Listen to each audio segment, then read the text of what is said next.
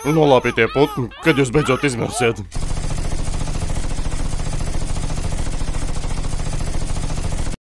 Duks, ko tu ārties? Stulbās kājas neļauj pagulēt. Es tev pilnībā saprotu. Šauteni izskatās stilīgi, bet no kurienes tu viņu izrāvi? Ziņu, Kaķedon, izrādās neesi tāds vienīgais ar šādu problēmu. Man trāpījās ļoti dāsns pārdevējs tepat netālu stūra veikalā.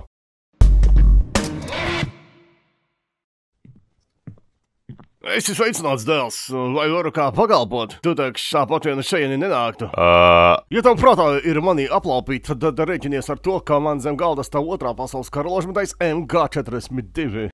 Nepārdevē, kungs, nekadā gadījumā.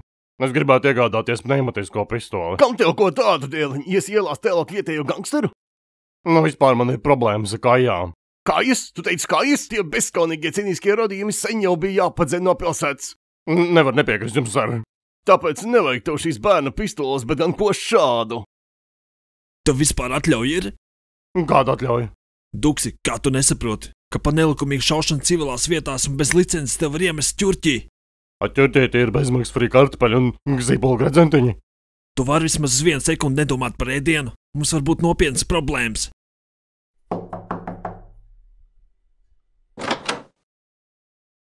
Labdien, vai šeit gadījumā nedzīvo resns suns ar zilu kažoku vārdā Duksis? Neko nezinu, viņš vakar pārvācās. Vai varētu precizēt, uz kurieni? Pie tavas mātes. Nu, es sūdu, Duksi, jāmūk projām!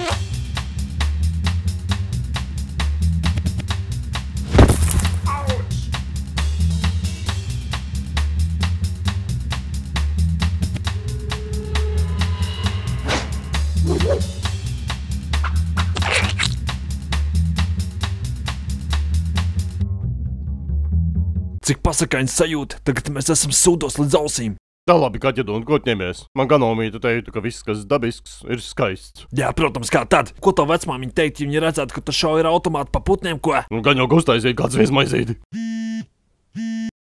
Šulīni noklausās, tāpēc vilciet savas pakaļus uz vietējo parku, tur mūs neviens neatradīs. Kaķedon, ko mēs darām parkā? Man liekas, ka tas bija Žurka, kas zvanīja. Esmu pārliecināts, ka viņam ir kāds plāns. Paskaties, māsiņ, par ko ir pārvērtusies mūsdienu paudze. Staigā tagad ir bizdeļņika. Puh!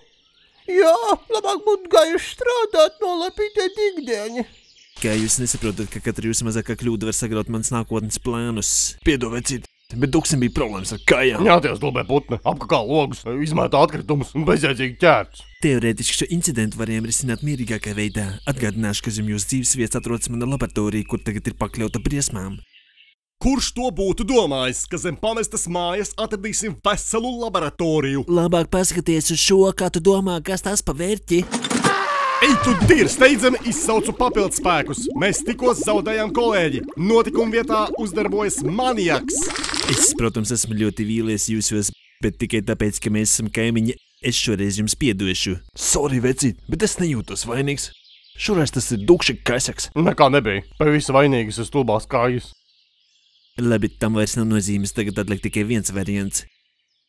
Es tak teicu, Duks, viņš ir īsts laboratorijas Žurka, vienmēr atradīs risinājumu. Gan jau saražos viltus naudu un uzpirks tiesnešus. Nē, drīzāk izmantos teleportu vai pagriezīs laiku atpakaļ. Varbūt klonēs mūs un izmainīs identitāti. Žurci, varbūt ir iespēja pārcelties uz citu planētu?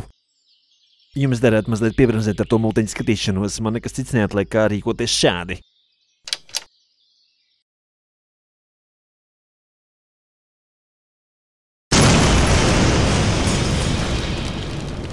Stulbie iedzīvotāji, nekad viņiem nav miera.